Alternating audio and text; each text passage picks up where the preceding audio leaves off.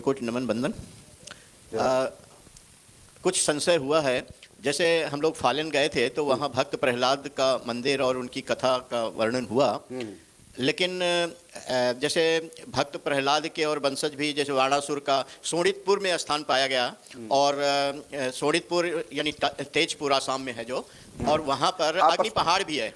हाँ, तो ये लीला वहाँ भी बता रहे हैं और यहाँ भी बता रहे हैं, तो इसका क्या? बहुत अच्छा, आपका प्रश्न बहुत अच्छा है। कल आप लोगों को बताया कि प्रहलाद को होली के साथ जलाया गया फालन में। आज भी वहाँ ये लीला होती है, साल में एक बार होली के दिन।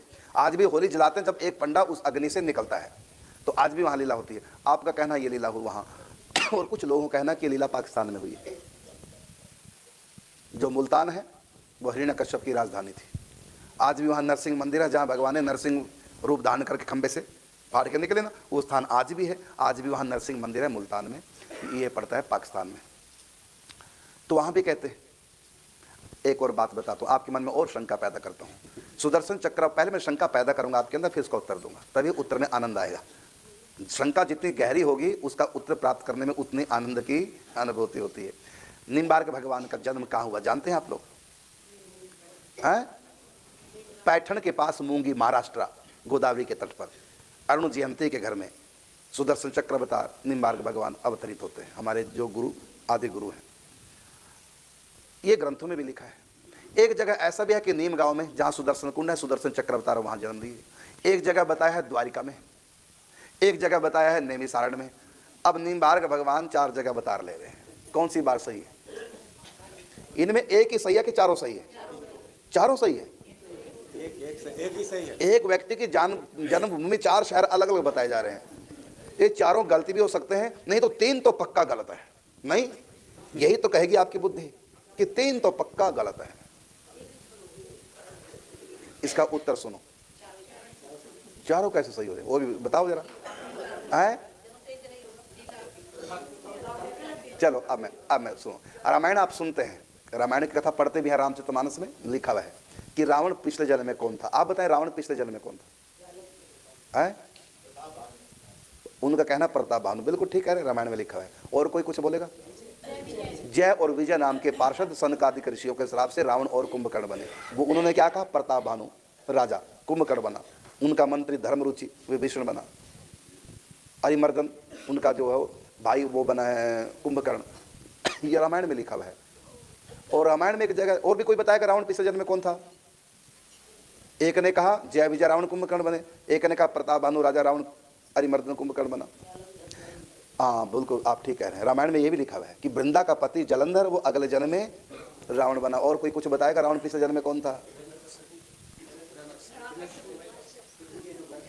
इन्होंने कहा हिरण्यकश्यपु अगले जन्म में रावण बना।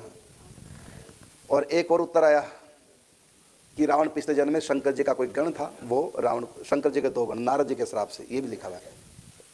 शंकर जी के 2 गण रावण के श्राप से, नारद जी के श्राप से रावण कुंभकर्ण बने।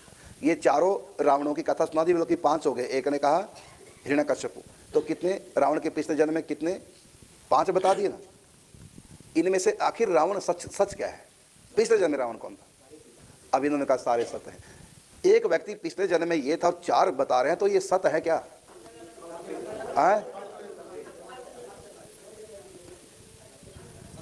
तो मैं बताना चाहूंगा ये सृष्टि एक बार नहीं रची गई है। अनेकों बार प्रलय आई, अनेकों बार सृष्टि बनी है। हर बार राम अवतार होता है। कभी रावण बना है जय विजय रावण कुंभकर्ण, कभी शंकर जी के गण रावण कुंभकर्ण बनते हैं, कभी वृंदा का पति के बाद जलंधर रावण बना है। समझ गए ना बात को? एक बार प्रताप भानु रावण बना है।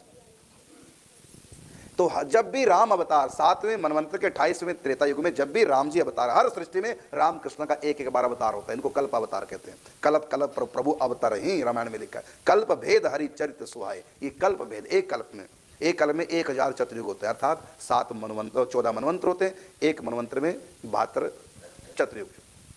71 पूरी होकर 72वीं शुरू हो जाती है, तब मनवंतर पूरा होता है। तो हर बार राम अवतार होता है, तो किसी बार रावण कोई बनता है, किसी बार रावण कोई बनता है। तो हर बार रावण का अवतार। अब कभी रावण का जन्म कहीं होगा, कभी किसी रावण का जन्म कहीं और होगा, किसी रावण का जन्म कहीं और, एक ही जगह भी हो सकता है, अलग अलग। तो भगवान श्री कृष्ण जब भी अवतार धारण करके वापस जब अपने लोक में जाते हैं, तो उसके बाद हर बार सुदर्शन चक्र को भेजते हैं, अवतार लो जाके भक्ति का प्रचार करो। हर बार भेजते हैं।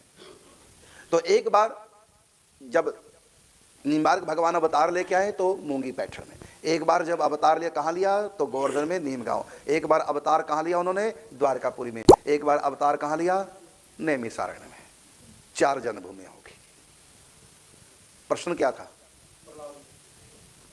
प्रहलाद कहते हैं यहां पर बता रहे हैं, कुछ बता रहे हैं पाकिस्तान में और कुछ बता रहे हैं सोनितपुर में। आखिर प्रहलाद को जलाया कहां गया था, है ना? तो हर बार प्रहलाद होगा, हर बार नरसिंह अवतार होगा, जब जब सृष्टि। अब प्रश्न एक आपके मन में आएगा, तो प्रहलाद भी हर बार होगा, निम्बार्काचार्य जी हर बार, रावण भी हर बार होगा, तो हम भी क्या हर बार होंगे, है ना? एक प्रश्न होगा ना। तो इसका थोड़ा रहस्य मैं बताता हूं। एक होता है पौराणिक घटना, एक होते है ऐतिहासिक घटना, एक पौराणिक घटना। पौराणिक घटना किसको बोलते हैं? पौराणिक घटना का मतलब एक स्क्रिप्ट तैयार की अनादिकाल से, वो हर बार जो घटना होगी, हर बार जब भी नई सृष्टि रची जाएगी प्रलय के बाद, जो घटना हर बार होती हैं उन घटनाओं को क्या कहते हैं? पौराणिक घटनाएं। तो हमारे 18 पुराणों में जिन जिन के नाम हैं वो हर बार होंगे। आत्मा बदल जाएगी, ये भी हो सकता है, आत्मा वही भी रह सकती है, आत्मा बदल भी सकती है। जैसे रावण की आत्मा, कभी रावण कौन था? जय विजय। और अगली कल्प में सृष्टि के बाद जब दोबारा से राम अवतार हुआ तो रावण कौन बना?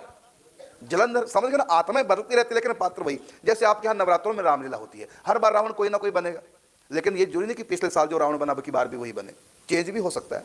कोई रूठ जाए, कोई बीमार है, कोई मर गया, तो अगले साल जो पिछले साल जो रावण बना तो मर गया, अगले साल रावण कोई दूसरा बनेगा, चाहे रामू हलवाई को बना लो है ना, तो कोई तो बनेगा। तो रावण तो रहेगा हर बार रामलीला में, लेकिन कोई भी पाठ प्ले करे। इसी प्रकार जो पौराणिक महापुरुष हैं, तो निम्बार्क भगवान कौन है? पौराणिक महापुरुष हैं।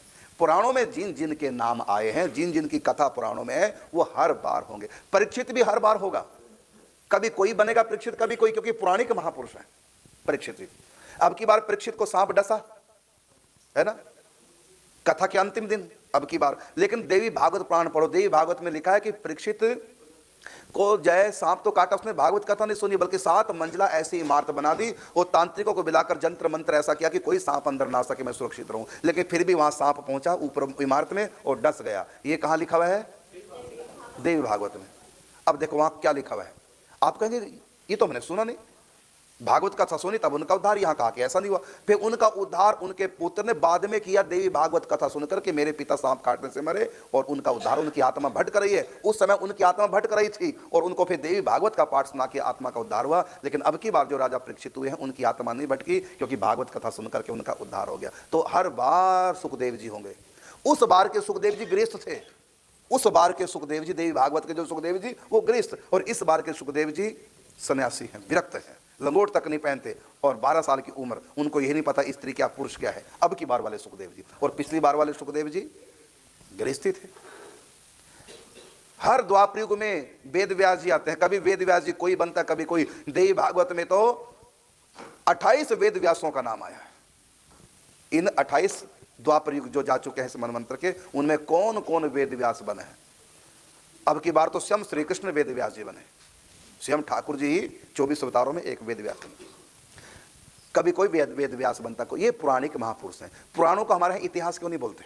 पुराणों में भी तो ऐतिहासिक घटना, लेकिन उनको इतिहास नहीं बोलते। जो हर बार लीला होगी वो कभी इतिहास नहीं होगा।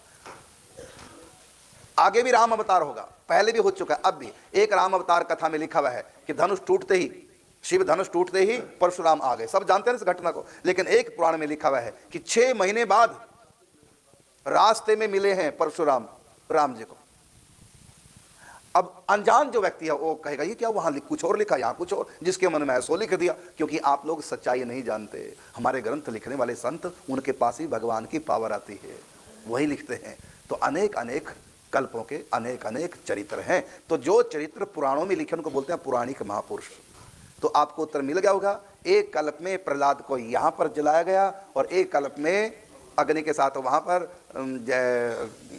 मुल्तान, जहां नरसिंह मंदिर आज पाकिस्तान में, और एक कल्प में हिरण्याकश्यप की राजधानी हुई होगी आपके यहाँ जो सोनितपुर आप बता रहे हैं। तो एक ही घटना 2-2, 3-3 जगह हो सकते हैं। इसको बोलते हैं कल्प भेद। क्या नाम इसका? कल्प भेद। ऐसी परशुराम अवतार हर बार होगा।